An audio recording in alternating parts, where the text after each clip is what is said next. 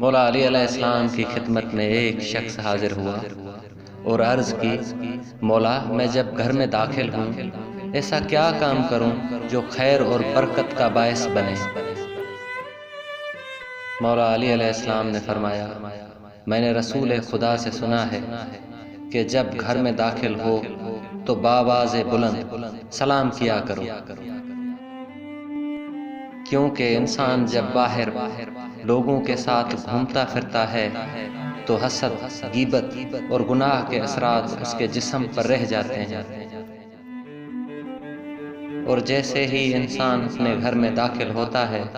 وہ باہر سے لوگوں کے برے اثرات اپنے ساتھ لے کر داخل ہوتا ہے۔ یاد رکھنا، جب انسان گھر میں داخل ہوتے ہی سلام کرتا ہے تو وہ نحس اثرات باہر رہ جاتے ہیں اور گھر اللہ کی رحمت سے پر رونق ہو جاتا ہے۔